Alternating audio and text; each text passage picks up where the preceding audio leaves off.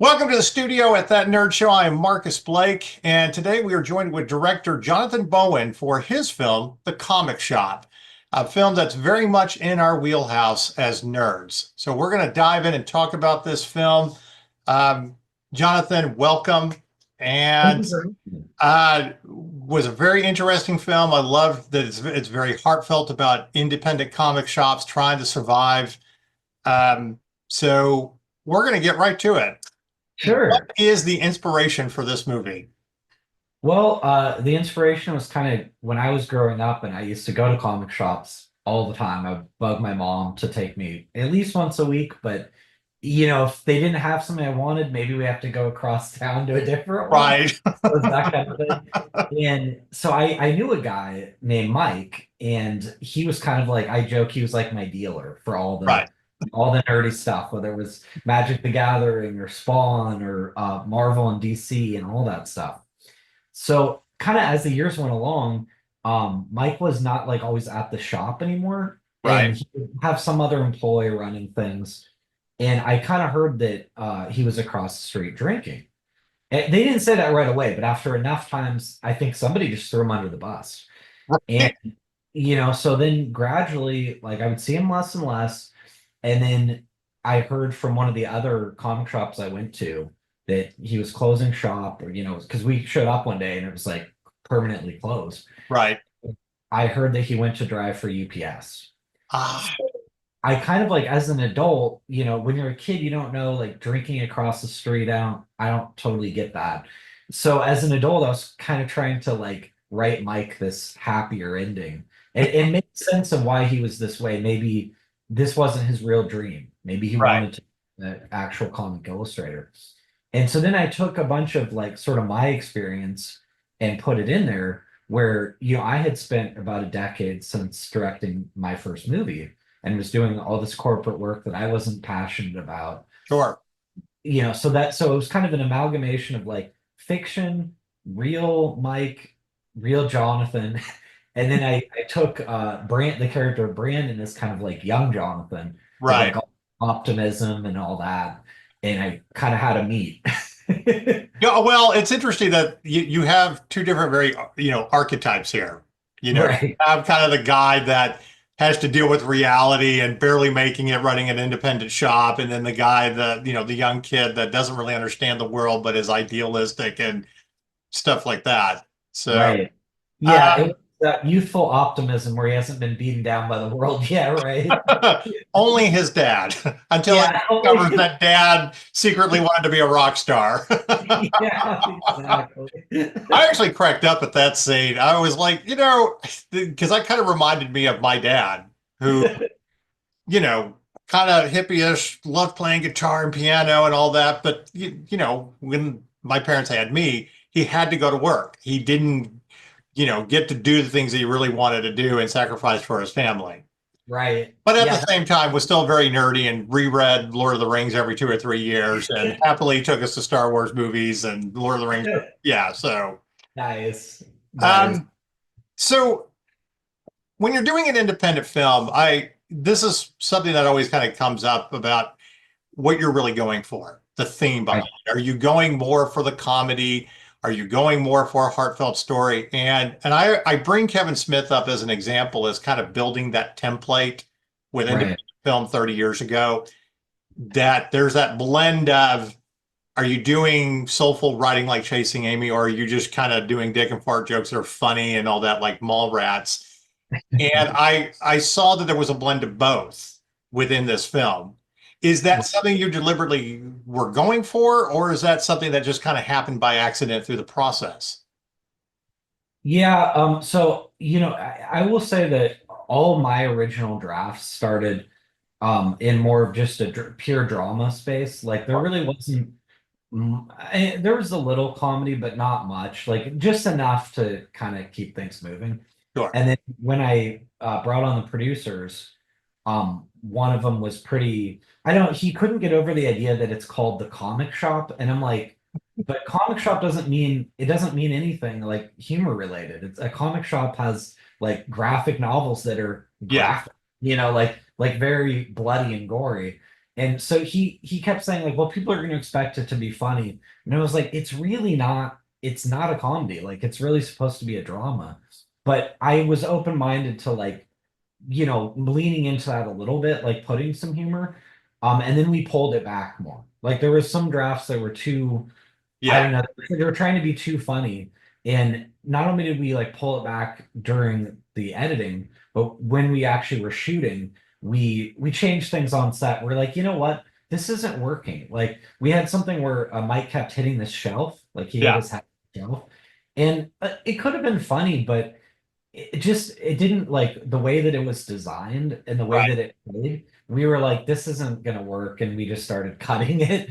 So it's kind of like finding that happy balance, and I think there was a couple scenes like the Eric Roberts scene. Yeah. To me, that scene is funny, but like it certainly wasn't written funny at all. It is literally just the way Eric plays the character. And like, he says, he goes, inflation, woo! We never tell him to do any of this. He just, he's just a really good actor who brings Wow. something to it. This is what I love about Eric Roberts too, is like he'll give you stuff that you're not really expecting.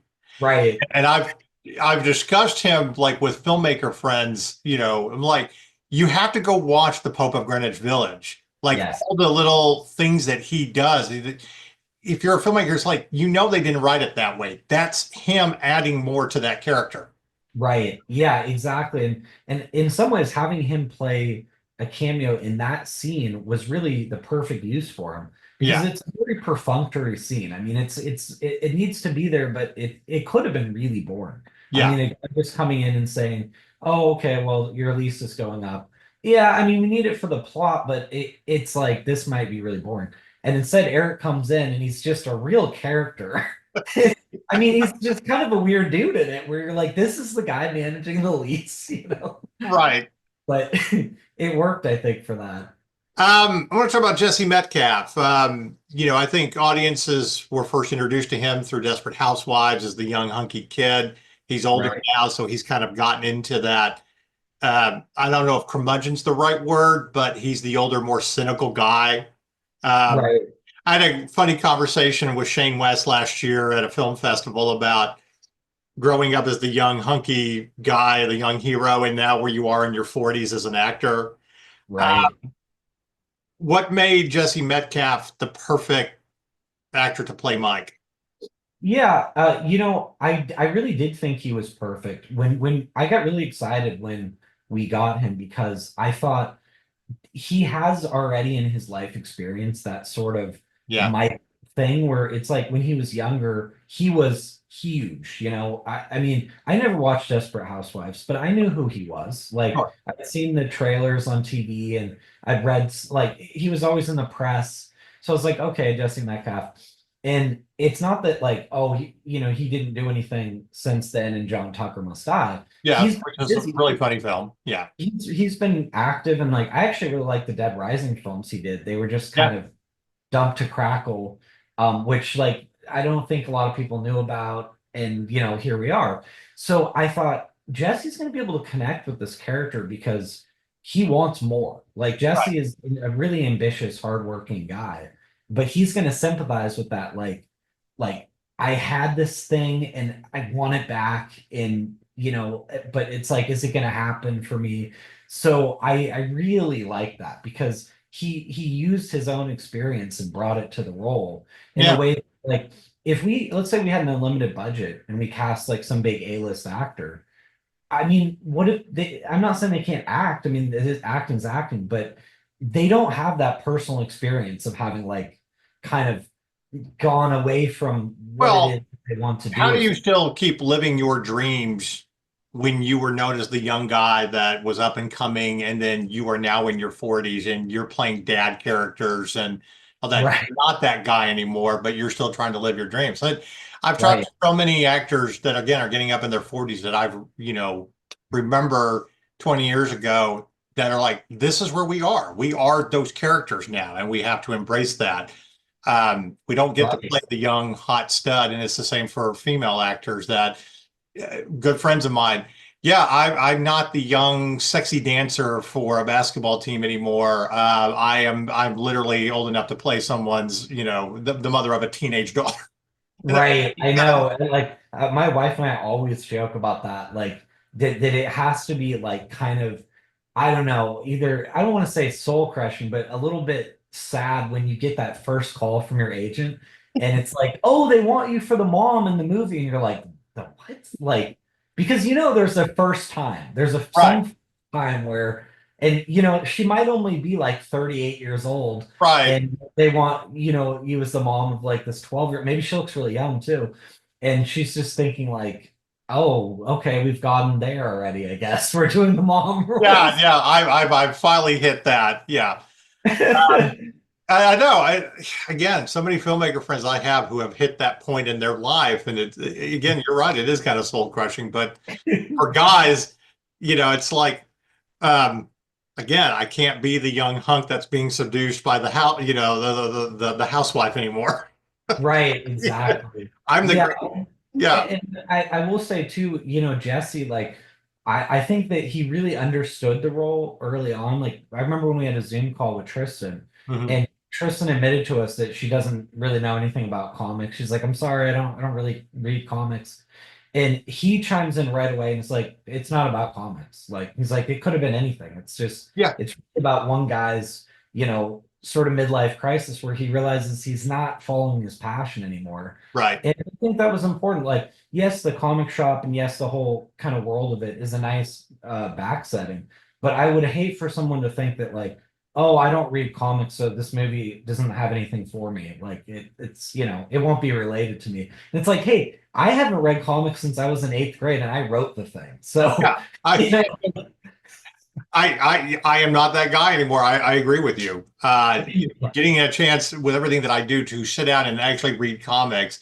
But I still think the funnest job I ever had was actually working in a video store in high school 30 years ago. That, that's cool. yeah, I mean, we were talking about Clerks last year with it being the 30th anniversary. I'm like, I actually saw Clerks for the first time in a video store with a friend of mine who introduced me to Kevin Smith. And I'm like, Oh this is going wow. to be the coolest job ever. And then you Yeah, realize you can't work for, $5 an hour and survive. And, right. and Blockbuster's Yeah, going to gobble you up eventually. yeah, and it's funny you say that because I think that was a big thing that I was trying to remember when I was writing the comic shop is that as a kid, like Brandon in the movie, I Yeah. thought owning a comic store sounded like the coolest job in the world. I was Yeah. like, this guy is so lucky. He gets to go to the comic shop every day and be surrounded by all Yeah. this stuff. And he gets all the new releases like the day they Yeah. come out. But because when you're a kid, you don't know things like bookkeeping, taxes, leases, all this stuff that's just not fun. Taking a gamble that you have to pay for the writer to come do a signing to make your nut. Yeah. Yeah, and like for my corporate stuff, I kind of told myself when I started the company, I was like, okay, I'm going to own this corporate production company. I'm going to be on these shoots. And yeah, even if they're corporate, at least I'll get to have some creative input and direct. And then Yeah. gradually, as we like progressed with our company, we started doing work nationwide. And our Yeah. whole thing was based on nationwide video work, no travel. So Right. now I'm doing this hiring videographers, making contract documents, paying them. I'm not even on any of these shoots. So my job is entirely uncreative. It's just based on like logistics Yeah. and so then all of a sudden I'm like sitting there thinking like, well, wait a minute, this isn't really what I thought I was signing up for, but it's Yeah. what I'm doing, I guess. Yeah. Yeah. And that's also kind of the story of George Lucas. Well, I had to start all these companies and I can't go and direct my movies. And like, yeah, I mean, Right. that's the downside of being, creative. I've Yeah, been at it for 25 years, and I'm like, as much as I love doing it, I can't make a full-time living doing it, or I'd be a starving artist. I have to run a company. I have to, I run right. a news outlet, and it's sad, but that's just the reality of it. But at That's the the same time, reality. it is also cool getting things early, that you get to watch Yes. or gets released. So I'll say that. I agree with that. So, since I'm in the Directors Guild, they send me all the screeners. Yeah, And like, there's always a lot of funny experiences where I kind of forget like, because I watch them all so rapidly Yeah. that I forget what's out when or if it already came out.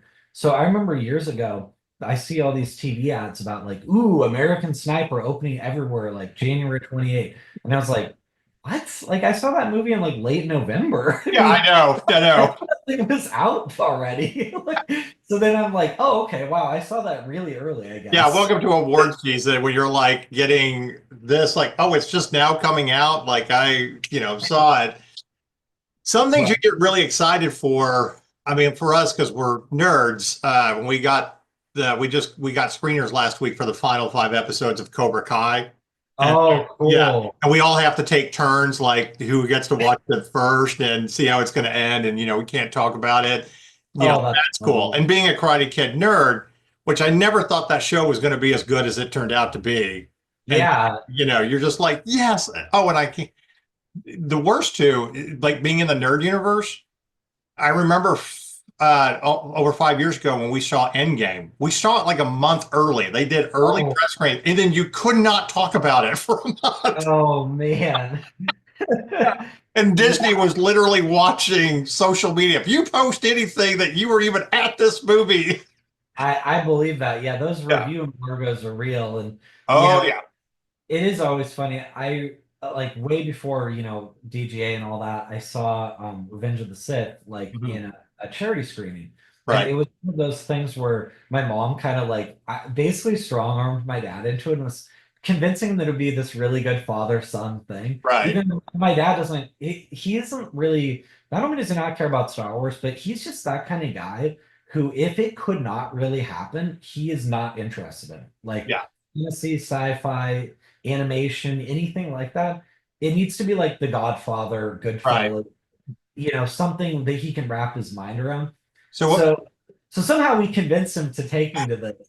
And of course, like my hardest thing was I loved seeing it a week early, Yeah. but I wanted to go see it again, and there's no way to do that until another week. I So know. I know. I'm just sitting there like, oh, and so I was still there at the first midnight screening, and Yeah.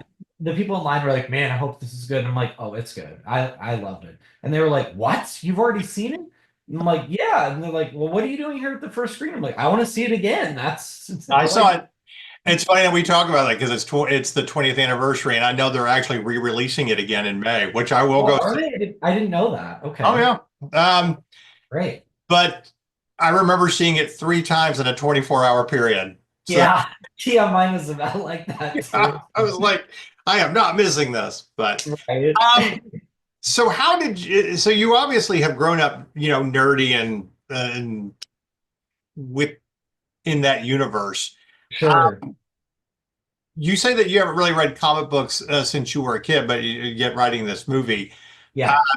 do you have you gone back to read comics at all, or keep up? So So when I was doing the research on this, one thing I did is I went to a couple comic shops just because I hadn't really stepped foot in one for Right, 20 something years.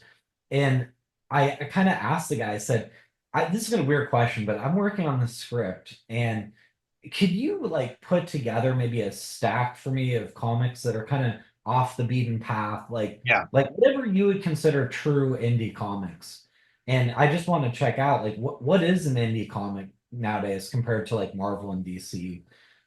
When I was growing up, I definitely read some I would consider to be indie, like maybe Valiant stuff. sure, Um, yeah, and there was a couple other companies like that. But I didn't know. And I think when I was a kid, I gravitated towards still like superhero stuff. right, So it's kind of interesting realizing there's comics about just ordinary people. Like, yeah, there's LGBTQ comics. There's all kinds of varieties of yeah, comics depending on what it is that you want to find. So that was actually really fun. Like, it's like research that you're like, this is enjoyable. Like, right. thumbing through these things um, and I've been tempted, I guess, to like I've looked at the Spawn compendiums, like the digital versions where you can buy 50 episodes or issues at a time. And I kind of wanted to, I have it on my wish list still. So I kind of want to go back and I love the story of Spawn. But I don't want to go buy 300 comics, not only monetarily, but I don't have any space for all that. I know. That's the worst thing too, because I have a whole nother separate office that's books and everything else. And I get away with that because I don't have children. So Yeah, we don't yeah, either. So, yeah. but I we get get a to lot of space, but still. Yeah, I get to have an office slash studio. Although my niece and nephew, when they're over, they're usually in this room.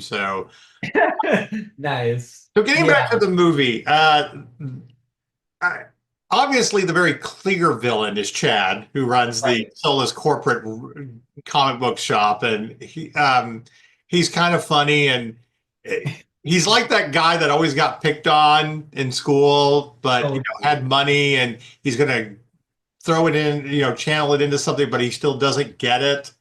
right. Is he based on somebody real?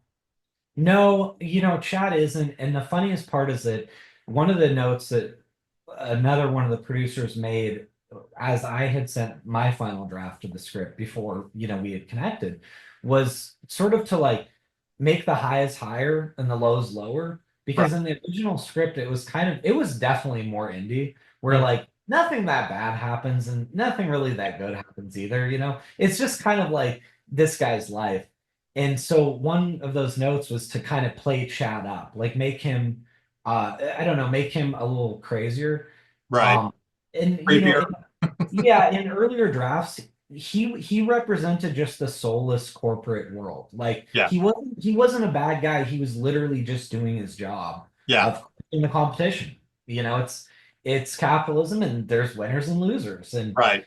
and you still see a little part of that, but I think that what Chad really is a guy who, wants to make his dad proud, but he's always been kind of a screw up. And Right. and I think that's the idea, is that his dad sent him all the way over to the West Coast to get him out of here. And then, he gives him this opportunity, and the sad part is he's already winning. Like he's Yeah. already going to win this war, and he decides basically to take it too far. I Right. won't spoil it, but you know what I Yeah. We mean. don't want to spoil it, but it's a really funny scene. And Yeah.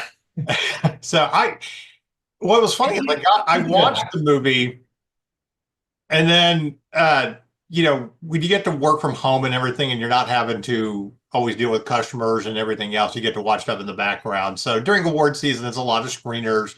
Oh Other yeah. days, it's Star Trek and whatnot. But I recently went back and watched the Kick-Ass movies. Oh yeah, Yeah. yeah. And literally, I watched the first one right after watching your movie, and I'm like, oh my God, this guy's the Red Mist. Yeah, that's That's really funny. that's what I saw. Right. Yeah, And and Trevor did a really good job. It was kind of fun working with him because I'd seen his arc on Mad Men, and I yeah, recognized him right away. Not by name, but once I saw him, I was like, yeah, oh yeah, okay, he'd be great. yeah, And the funniest thing, of course, is as so many villains, right, is that he's actually the nicest guy in person, just so personable and sweet and well traveled and just a really really neat guy. And then here he is playing this super evil role. yeah. Um, so I got to ask this about Tristan. Did she get more into comics after this? Did you kind of steer her in the right direction? I don't know. I will say that when we were especially when we were in like the really awesome, like the rival comic store, which has Right. like full size AT-AT and all this crazy stuff. So the guy who owns that store is the System of a Down drummer. And Really? he owns another store, I think two more, but they're in the like Southern California area. So I mean, it was the best comic shop I've ever went into. I Like, didn't even know he was into comics. Wow. yeah, I know. They have like their own warehouse of like it's not like the Denver place, but it's Right. still like a million comics in this warehouse.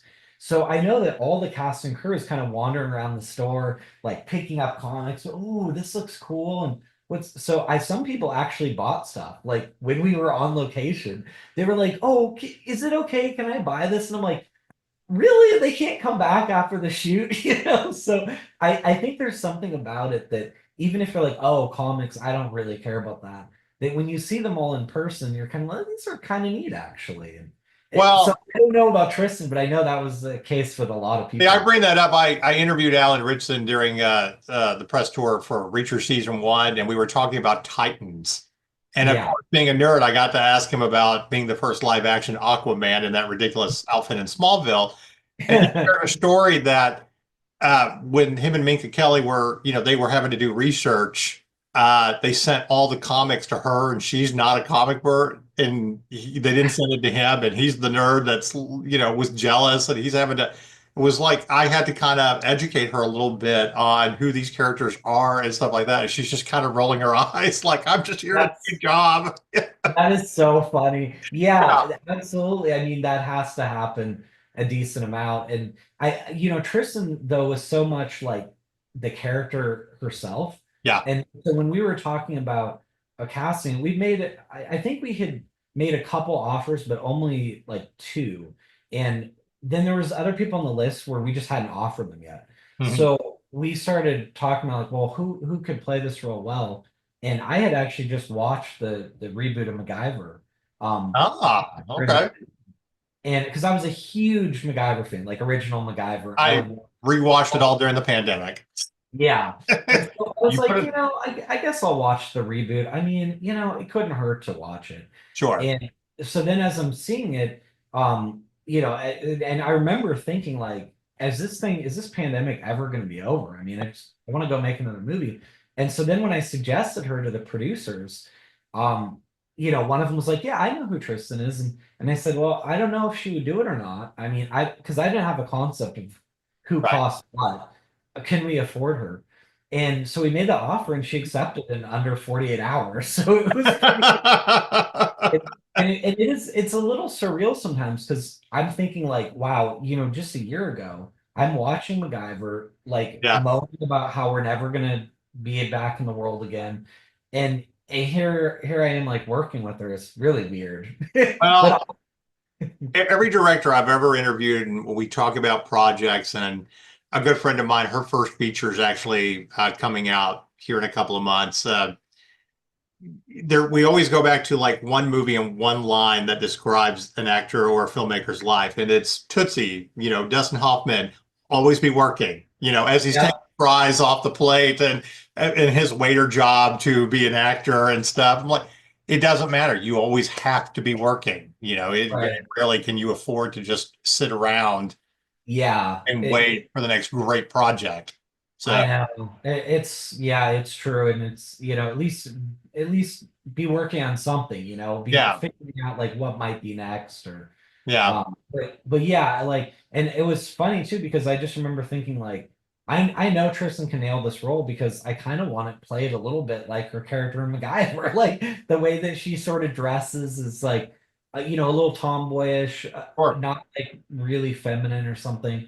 And I even gave her the name Alex. So, and yeah, like I thought it was kind of funny because I've known a lot of Tristans who are guys. So yeah. so You the do. fact that I cast a Tristan to play an Alex and she's a girl is kind of funny. Like Yeah. it worked out. So when talking about uh, comic book companies that don't seem to get it, like Right. they look at they don't real. It's not about the art. It's more about the money. Uh, Yeah. is there? You probably can't say, but I'm assuming there's a couple of companies that you kind of you know in doing your research mirror that after like Yeah. I mean, I think part of it was thinking that so I definitely was into Marvel and DC, but I think that I think I wanted Mike to be also I don't know if he really thinks what he says he does. I think that Mike is countercultural, and Mhm. that Mike thinks that the presence, like he's gatekeeping a little bit. So the fact that like all these regular people go watch the Marvel movies, like even I did, and haven't read the comics in forever. I admit I never read Iron Man. I didn't care about Iron Man at all. And then they make these movies that they're great movies. Yeah, So I think Mike sees it a little bit like comics were his thing, and now they become the world's thing as they go watch these movies. And I think that bothers him a bit. Like they're not true fans. So yeah, I did imagine that Mike is like doing a little bit of grumpy gatekeeping where he doesn't have a lot going for him, but what he does have is he at least reads the comics and he yeah, thinks that's like a cool thing. So then he goes to more independent comics because I think he wants it to be artist driven. right. And I was less making a statement about comics than, even a statement about movies. which is like, how often do we see these movies where there's no reason for them to exist whatsoever? But Yeah. it's literally like, well, people know what the IP is. I mean, yeah, I know what Battleship is. That doesn't mean we make a movie out of a board game. I mean, it was absolutely, I'm sorry, I don't say that about a lot of movies, but that movie's awful. It's no reason for Look, people. we have a theory about that movie. That was a drunken bet with Peter Berg and Liam Neeson that Peter Berg could out Michael Bay. Michael Bay. Yeah. I mean, That's the only reason to make that movie. and I think it's like funny because you see this in small movies, Yeah, like, $3 to $10 million movies. You'll see something like Liam Neeson. Yeah, I'm not saying him, but an actor of that caliber who's in it right. for like 7 minutes and he gets the movie funded. But Yeah, I was surprised that he's literally only in Battleship for like 7 minutes and 35 seconds or something like yeah. that. And then he's out of there, you know? Take your paycheck. Hey, every actor has done a movie to pay for a house. I mean, Michael Caine said he did Jaws 4 to pay for a house in the Bahamas. Uh, Jeremy Irons did the Dungeons and Dragons movie or whatever to refurbish his castle. So, I mean, Right. I And, don't and fault actors for that. yeah, I don't either because I mean, I think you get these fans who are like, "Oh, I can't believe this actor did that," and I'm like, "Really? So if I offered you $1 million for 2 days of work, you'd say no?" Yeah, right. Like you would absolutely be all over that. Like Hey, all of us would be, you know? complain about Bruce Willis and every B movie that he did where they put his name on the cover, but he got $1 million. He got a million Yeah. dollars for a little bit.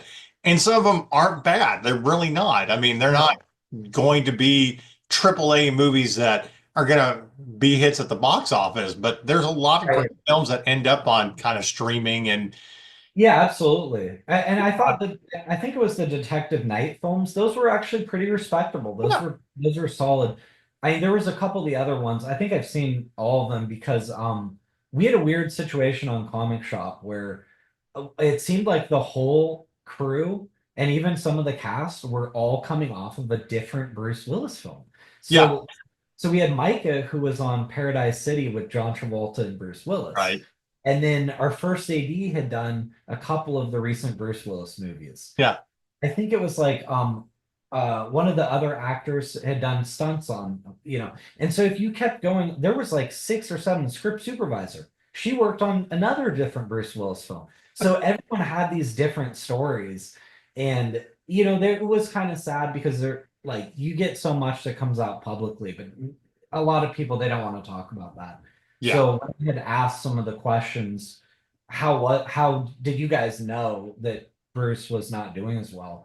People were like, "Oh yeah," like everybody knew it. I yeah. mean, it was really sad, and it's sad for me too because I grew up just really kind of idolizing Bruce Willis, not just Die Hard, but whether it's 12 Monkeys or Yeah. anything else like that, Pulp Hey, Fiction, so yeah, many. I mean, he's made a lot of good movies and fun movies. My podcast co-host, we always talk about it's a dumb movie. It's not a great movie, but it's a fun movie. Hudson Hawk. You Oh know, yeah, yeah, for it sure. just it.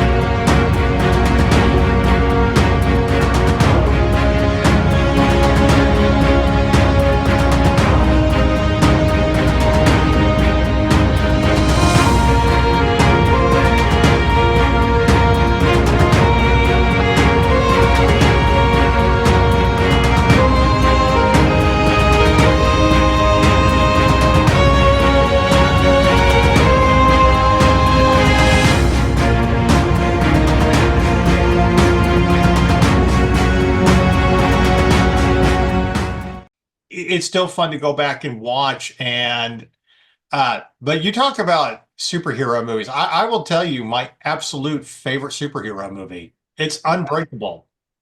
Oh, I love Unbreakable. Yeah, Yeah, I I, love that trilogy too. I'm glad that he did a trilogy where he rounded, it all came to a great conclusion in Glass. Right. I think that was really neat as well. Do you remember, speaking of which, like, because I think, yeah, Unbreakable, I was a film critic at the time. Like, it was high school, but I was running this like little Yeah. film review. And I remember they had a website where you could like fill out these questions and you put Mhm. in your, and it told you like what percent unbreakable you were, Yeah. on land, sea, and air.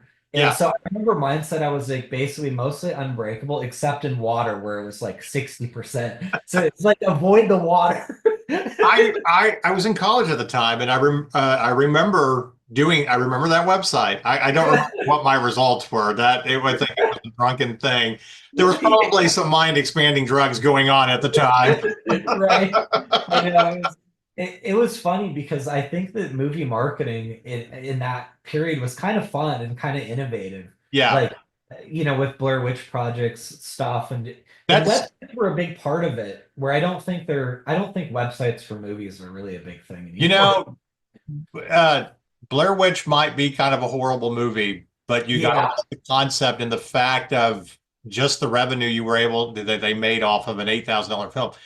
But the brilliance of Right. marketing on the internet and building the lore as if it were true and the heyday of the internet before everybody was so cynical. If you did that 10 years later, nobody would believe it. But at that time, yeah, I mean, people are doing research. I remember talking about it at a job, and everybody thought that the Blair Witch was an actual real urban legend. You know, Right. Yeah, and that's what some people told me that too, because I didn't see it until I saw it in my dad's home theater when it was out on DVD, like the first week or whatever. yeah, And I remember seeing it and kind of being like, this thing sucks. Like, how did this make all this money? This movie's terrible. yeah, And but then like I talked to a bunch of film fans and they were like, well, you have to understand, like back in I think it was July, this thing opened up, people didn't know what it was. They thought it was like found footage or something. I don't know. And I was like, really? So I definitely heard of Blair Witch Project as like a case study in marketing at the yeah. time. No, What they did was with the budget they have is interesting. I just maybe I didn't know what to expect either. And in some ways, it launched a whole subgenre of horror that has actually produced some movies that I quite enjoy as well. there are brilliant stories with very limited budgets. I mean, I think we because it's the 30th anniversary of it now, Desperado. I think a lot of people will Oh forget yeah. that it started out as a $8,000 movie in Mexico called The Mariachi, and you know, just it's very low budget. The quality's not great, but how they were able to shoot it and what they Oh did with yeah. that story. And, and his Yeah. book on that, Rebel Without a Crew, is like every Oh indie yeah, film I've got a has sort of copy of read. that. Yeah. I mean, that's something that's like when you're starting an indie film, what books should I read? Everyone's like, you got to go get Rebel Without a Crew. You got to read that. That guy sold blood and did medical experiments just to fund his movie. I mean, everybody's got to have a dream. Exactly. Yeah, and that his whole, story is very inspirational and just there's a lot of filmmakers who, have gone through so much to make their movies. And even for something like Comic Shop, I was just thinking about that today in the shower, where it's like, wow, so we finished this movie almost a year ago. Yeah. And then since then it was like poster, trailer, try to find a distributor, and then all the deliverable elements, which has been a couple of months of that, which I didn't think it would take that long. Yeah. But we're just finishing that off today, actually. So I want to Um, get into some nerdy questions. yeah, If you like to, I reserve a few for nerds when we have more time compared to our famous nerdy question, which we'll get to in the end here. right. Before we do, the the comic shop is releasing in April, right? That's what we hear. Yeah, we heard digital platforms. Okay. April 11 is what they were saying, but they had not made an official announcement, so I don't want to like steal it from them. But that's what we're hearing is It's coming out in a few months, maybe. It's kind of like yeah, The Last of Us Part 2 on HBO Max. Sometime in April. You have a 4-week window. right. Yeah, exactly. Yeah, which by the way, I cannot wait for that. Me And neither. Me I will neither. say this, if you are a gamer and you have played both of them, we challenged gamers last year when the first one came out. Go back and play part one as the episodes progress. Do a little bit every night. And Oh, that was my yeah. second run through the game. And it was a whole new perspective comparing Right. it to the show. So I'm like anxiously waiting because I will do that with part two. And of Mhm. course, we'll have a little bit more time because they're going to split seasons, between the entire, yeah, with the entire game. But it's Right. just it's interesting to kind of see what exactly they're taking, verbatim, what they changed, your perspective of that story.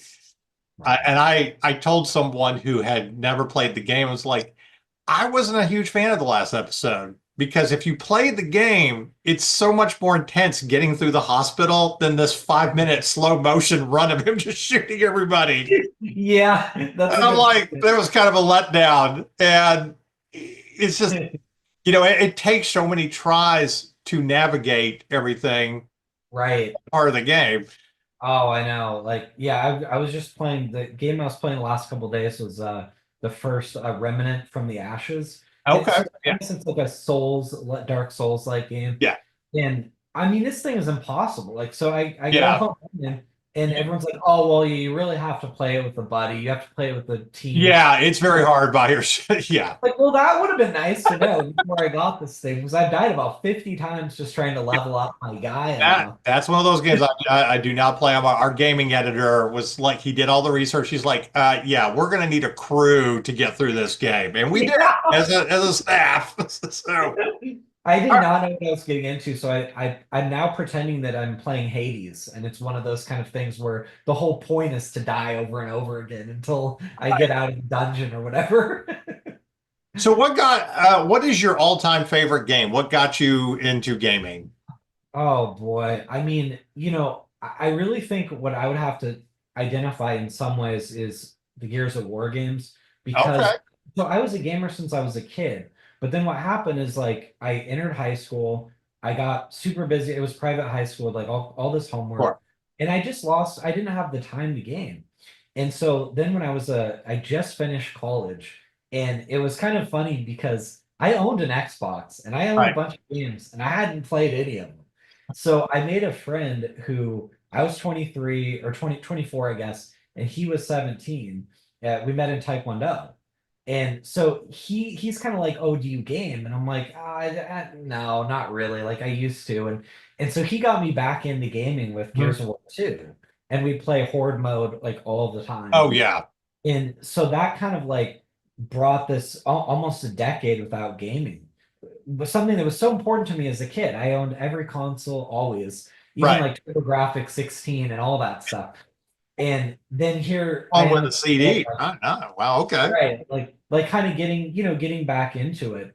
And now like the Gears games are pretty much like I'll tell my sales lady, yeah, no plans for that week. Like literally I will be gaming that entire week. So don't even think about scheduling anything. Like Yeah. the company is yours for that time. I've done the same thing during the holidays too. I'm like, we get done with stuff. I'm like, no, this is my week. My staff, everybody, it's like we've done our game of the year. We've done everything. This is the week where we game. I'm on vacation. I'm not going anywhere. What games are we pulling out that we're going to play together, and what do I want to go back and do? And I always do that during the holidays. I think a couple of years ago, I did like 3 Resident Evil games in a week. Oh, Uh, yeah. yeah, and then this past year, the Indiana Jones game, a couple of us zipped through it pretty quick in about 5 days. My wife gave me that for Christmas, but I haven't gotten to it yet because Okay. I just beat Warhammer 40,000 Okay. Space Marine 2 or whatever. I beat that the first week of January, and Yeah. then I moved on to Helldivers 2, like with a friend or two. Yeah. Of all random things, the president of my HOA plays Helldivers too. So him and I are like kind of close, and he's like, "Oh yeah, I can show you how this is done." It's just so funny gaming with like people that you don't like. Yeah, you don't Right. expect to be gaming Oh, with. I know. I know. Well, I will say this about Indiana Jones. It's an amazing game. If you are a huge fan of Indiana Jones, it feels just like a movie. Um, the only complaint I had is they couldn't decide between first person and third person point of Oh, view. I think it's a better game third person like Tomb Raider and Uncharted Right. because they switch between cutscenes at third person and then you're doing, and it's kind of hard to do the hand to hand. But once you get used to it, just all of the exploring and bouncing around like an Indiana Jones movie, Yeah. it's absolutely amazing. Hats off to Troy Baker, who did an incredible job impersonating Harrison Ford. Nice. And I was very glad. And this was the last official game for Tony Todd, who we've met numerous times and hung out with at conventions. Very sweet man. And I was like, this is a great, the last like project, a great one to end on because he was incredible. Right. So it's, yeah. I'm really looking forward to playing that because I heard a lot of similar things and I saw it made a lot of top 10 lists for the year. Oh, yeah. Um, Yeah. See, I right afterwards, the game I went back and finished, I had never finished Uncharted 4. And I'm like, oh let yeah. me go back and do that because I'm in an adventure mode. So that was like 3 days straight of not doing anything. I don't know if I don't know how you felt about it, but so I remember where I just decided to buy the Uncharted movie because I hadn't seen it. So like it came out for that first week on digital, I just bought it. And man, it just wasn't very good. Like, I mean, No, it I wasn't trashed awful, it. but it was just like it was kind of lifeless, I guess. As And a, I was kind of bummed because I was like, no, I bought this stupid thing and I never want to watch it again. as a critic, I completely trashed it. The local Yeah. publicist was like, "But you were like our go-to nerdy review," and I'm like, "This is terrible. It's completely Yeah. miscast. Tom Holland's way too young to play Nathan Drake. Yeah, it doesn't make Mark sense. Wahlberg would have been better as Nathan Drake instead of Sully." Yeah. And I remember when that came out, we interviewed him that year for his Father Stu movie, and him and I had about 5 minutes as they're setting up cameras. So we were kind of talking about nerdy things, Batman and Uncharted. He's like, "Well, yeah, I got this movie coming. Have you played the games?" Like, I have, and he's like, "Well, I hope you like it." And I didn't. I was already not a fan because again, it was miscast, and Right. I mean, the story is not bad because it literally will take you up to where the first game is. The credit scene is basically the prequel, but it's going to set up the first game. But again, it's just hard to believe. And then you watch the fan film that Nathan Fillion financed a few years ago, 24 minutes of greatness. I'm like, that's Nathan Drake. Everybody was perfectly cast in that fan film, Right. but they won't do it because, we're 10 years removed from when he really is old, young enough to be Nathan Drake. So Right. I I completely think trust. I think that's a big thing, when you look at the casting. I mean, just going through that myself, even there were things that I had to tell the casting director, I'm like, we're not doing this, we're not playing that game. Yeah. So some things where it's like, okay, well, like let's try to find our Brandon. And I knew that was going to be hard Yeah. because I knew we have some money to throw at our lead. We can make sure it's somebody who's, an established good actor. Right. But how do we make sure that our co-lead, who really he has just as much screen time and is absolutely essential to the movie. How do we make sure we pick somebody good? But I told her, I said, do not show me 28-year-olds. He's supposed to be like 16 years old. And I see all these shows, like Pretty Little Liars is a good example, where the girls are gorgeous, but Yeah. these girls are in their late 20s playing high schoolers. Yeah. They don't look anything like high schoolers. So I told her, I said, the thing is that you have to understand, like in my personal life, I criticize that and make fun of it all the time. Mhm. So I can't then go do it in my own movie and just be a giant hypocrite. Yeah. That's like, oh, I see, Jonathan. It's okay if you do it, but other people can't do it.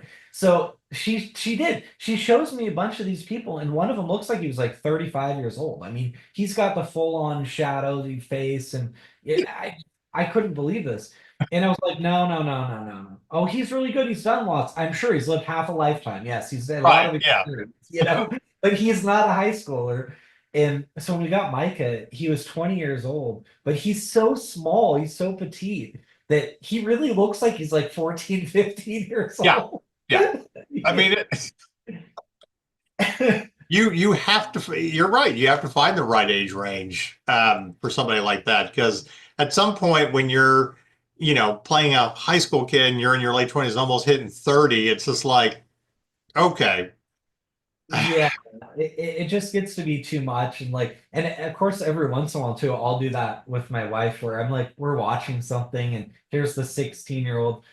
A good example is Landman recently. Yes. The lead girl, I mean the daughter in that, is Yeah. just absolutely smoking hot, right? Right. But they have us believe she's like 16. I'm like, she better not be. So I'm like looking it up and like, okay, thank God. She's very much of legal age. She's like Right. 25. Right. Well, you don't want to be in that situation either. If you've ever heard the story of uh, Kate Winslet in The Reader, the actor they got to play the young boy, they literally had to wait to film the first sex scene later in the stage of the movie till he could turn 18. Oh no. Yeah, he was 17 throughout Oh most of the no. movie, and they had to wait till he was age Oh appropriate. It's like yeah. that That's you hear that story, and you're like, well, but he's like a European guy. They do things much. No, again, Yeah. Oh, that's so funny. I mean, yeah, the one we had where it just was weird and annoying is since Micah was 20 and he yeah, turned 21, I think just months after the shoot, we were trying to find a place for the bowling scene. yeah, And also we were hoping to shoot the convention stuff at the same location. And so we're like, okay, there's a number of big casinos in Vegas. Like, we should yeah. be able to get into them. And one of the options that came up, I don't remember which one it was. It was one of the locals ones though. They told us that, yeah, we can, no problem, we can film there, but like he can't be here because he's not 21. And we're like, but it's gonna be a closed set. Like there won't be anyone else here. It's a film set while we're paying you to rent it. And they're like, no, we don't care. Like that's they were trying to say it was the Nevada Gaming Commission. I'm like, not true, not true. Yeah. And no one else cared about that at all. Like, but they made some big thing about it. So then we had to move on. And I wouldn't have even thought about that like, oh, maybe it would have been good to have a guy who's 21 just for, I Well, just didn't that think of that sounds like something that would happen in Texas with the TABC, Texas Alcohol and Beverage Commission, or as I like to call the Gestapo. That it. they just there's certain things you can't do, whether it's a closed set or whatever. You have to have all of these certifications for under it, which is funny because you can be a waiter and legally serve alcohol at 18, but you just can't Right. until you're 21. Yeah. Yeah. Um, and the same with like edibles and CBD and stuff. But I got that's funny. They talk about running into a problem like seriously, we're just renting a room here. We're not serving alcohol. Yeah, and there was no alcohol there because it was the bowling alley. So it's not like their employees were still in there. We took it over. So Right. it was very strange, but All right. So I got everything. two last nerdy questions. I know we're going to have to wrap this up, or you and I are just going to nerd out all afternoon. Yeah, sure. So, who who is your all-time favorite superhero? Like the one that you absolutely love, and it can be DC, Marvel. I mean, or it can be one from DC or Marvel, but the one that makes you a fan. So, okay, so I'm gonna give you kind of a weird one. And my favorite character growing up, I mean, yes, I like Spawn a lot, but it actually was Venom.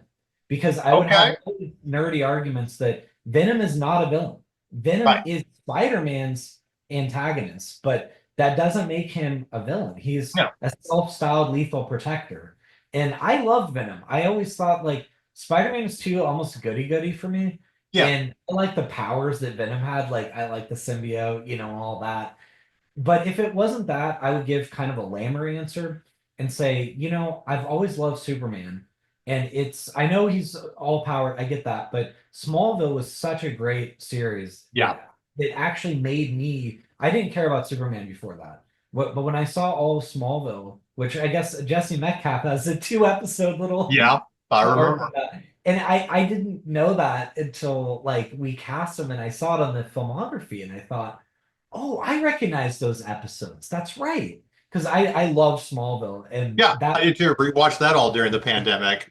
yeah, and that last scene gives me goosebumps every time. Like the Yeah. whole show when he's like pulling it off. I'm just like, Right. And you have this 10-year build up until he finally gets the suit, and then you hear the music. it's the It's like build it's up and finally time.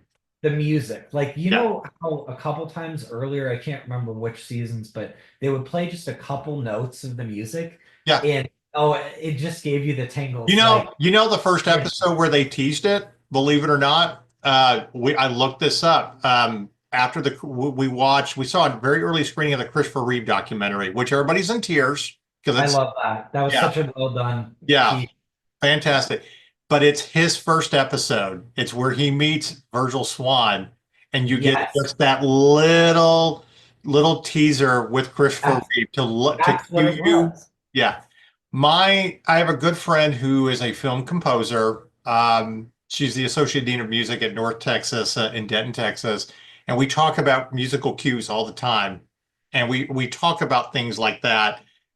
And I may mention that to her about just that right cue. It's subtle. It lets you know, and it lets you know this is Superman. This is what he Yes. should be. This is who's going to be Superman, and you know you're going to get to that point. Right. And Yeah. just another thing about that show that Tom Welling was great. And actually we off like his agent told us to offer him for Mike. So we did offer Tom Welling, but like he was already busy doing something else. So I think that the Yeah. agent was trying to rack up like, oh, see, look, you got an offer for this other thing. But the guy who I loved was Michael Rosenbaum, right? The Yes. Luther. I mean, that guy is a heck of an actor. Like he makes that show for me. He's just such an I, actor. I've chatted with him at conventions before. I love his podcast. I love how he kind of segued into being able to do that. He's got a great podcast. Oh, nice. I admit I haven't listened. I heard about it, so I gotta All give right. it a listen. All right. I'm going to ask our final nerdy question. It's the one we ask all of our filmmakers. And by the way, I will, it's obvious who my favorite is. I'm already, my parent company, we have a print company, so we do t-shirts. So as soon as they dropped the Superman trailer, I found the logo and I'm like, I'm already printing t-shirts. I'm very Yeah. excited. I'm very Right. excited to get a true I loved Man of Steel. I do. Yes. It looks like James Gunn is going straight back to the comic books. And I'm like, yes. And I'll tell you, this is a lesson for directors, casting agents, or whatever. I don't know much about David Corn-Sweet and all that. I don't know if he'll be good or not. I have to see the movie. But I will Right. tell you what I know is absolutely perfect casting. When they said Rachel Brosnan got Lois Lane, I was like, that's it. You literally nailed it. And we've covered Miss Maisel. Interviewed people from that show. That one right there. I'm like, that's perfect casting because that's a mixture of her and her own personality, but also Margot Kidder and everything, and Erica Durst from Smallville. She is the perfect Lois Lane, and that's what I was more excited about. Right. As, Yes. so, Makes all right. So our famous nerdy question we ask all of our filmmakers. Here you go. If you could have a superpower or a weapon of choice from the nerd universe, anything to fight the forces of evil, what would you choose? Oh, just one though, huh? You can have two. There are no rules. And I love asking this question because you're prepared to answer anything about your movie, but you're never prepared for this question. And now I you have to know. think about it. Yeah, it's a good point. I mean, like I guess I guess what I would want to choose is some form of like invulnerability like they combines also just not aging, you Right. know? Like we're basically like I'm just persistent. But I don't need the other powers. Like I don't need to be invisible. I don't need to fly. I just need to like basically be It's okay, indestructible in some Jonathan. way. It's okay to say you want to be Wolverine. Yes, no, you're right. I mean, I have to say Wolverine, those kind of powers would be so amazing because as I've sat in bed before, like with the flu and Right. it drags over and over. I love the idea of being sick for like 2 hours Yeah. and then that's it. Like the flu's already over. Yeah. I just think that's so cool. And anytime we get an answer about the X-Men, I always tell my assistant editor, because she's a huge X-Men fan. And in fact, the reason we hired her is I didn't know anything else about her except what her master's thesis was in college. She took how Joseph Campbell is the hero with 1,000 faces applied to the X-Men. I'm Oh like, no. I don't want anything else. Send me that. And I read that And I'm like, I don't need to know anything else. Right? This is You amazing. know, it's funny you mentioned that too, because I majored in philosophy and I can't remember the context of why I wrote this essay, but I wrote an essay called Jesus and Superman. Mhm. And it's all about basically how like if you look at the first Superman film, Yeah, everything from him saying like they can be a good people, Kal-El, they wish to be. They just right. lack the light to show the way. And then Yeah, he says, for this reason above all, I have sent them you, my yeah. only son. And so it's like it's obvious that it's like he's supposed to be like Jesus, but in like comic form. And so had a lot of fun with this essay because I know they wanted me to be all more serious about it, and I Right. just took it seriously and made it nerdy, basically. Well, I mean, he is the Jesus motif. I mean, even Russell Crowe's narration in the trailer about, they can be a good people, they will stumble, they will fall, but eventually they will Right, fall, follow you into the light. And I'm right. paraphrasing, but Yeah, yeah, it's he is supposed to be, and I kind of think Zack Snyder, gravitated towards that even more with Justice League about why he was important, that he's right. kind of the best of everybody. And he's also the guy that brings Batman back from the light from being so dark. Yes, right. That's So yeah, very he's your Jesus superhero, and fun. there's nothing wrong with that. I'm fully convinced that that's how the creators wrote him that way. Right. I think Uh, so too. I mean, and I just remember there were so many parallels, but like the Bible, I remember sitting there and I have this copy of the Bible. yeah, And oh my gosh, I was looking through this thing for like 3 hours to find this quote that I knew was there. But I just remember thinking, I'm flipping back and forth. I'm like, this book is so big. Like, how am I supposed to find this thing? I mean, people need a study this. Bible index to find it. Yeah, Yeah, it's like they There's study this their Bible. whole lives, and I'm like, okay, I only have like 2 days to get this thing done. I need to find this dumb quote that's like a needle in a haystack. But Yeah, then I remember when I finally found it, I was so proud of like how much it sounded like something from Superman, you know? It was kind of funny. yeah, and I think that's what makes those kind of characters great. I mean, they are symbols of hope. They are godlike. I mean, Right. you know, we if you're a fantasy person, you talk about gods and why they're important and why they're worshipped and how they can fall and all that. I mean, Right. for anybody that thinks that's blasphemous, I'm like, well, who do you think Anakin Skywalker is? Yeah, exactly. Let's say he's the chosen one. Okay, Right. he will bring balance, and he did. Just Yeah. long way And around it. He came full circle. So well, it's funny because I have to joke as a Star Wars fan. Like, I mean, I don't think that like the Jedi are super amazing at math because they talk about bringing balance, but there was like 10,000 Jedi and like two Sith. You don't want balance. You're winning by a lot. yeah, So it's like, oh, Anakin brought balance. He just wiped out all the Jedi, so there right. was like an even number of Sith and Jedi left. But then they kept contradicting themselves, like, but there's still so many that survived Order Right. 66, and As many as they needed. Ahsoka was still alive post. It's like, did you really, or did you just reduce the numbers? Right. you I know, well, it's like the writer said once. They're like, well, how long does it take to go through hyperspace? Like, how do you know what's the time? And they said it takes as long as the story needs it to take. I mean, it moves at the speed of the story, you know. So if we have to be in hyperspace for like 20 minutes because we have to have a conversation, that's what happens. If it's yeah, immediate, then that's what happens. Like it right. doesn't matter. It's if you want to know the distance between Tatooine and Alderaan, it's basically a 10-minute conversation. Yeah, Meeting with exactly. Luke, and Yeah, that's that's okay. So right. that's right. But I do love the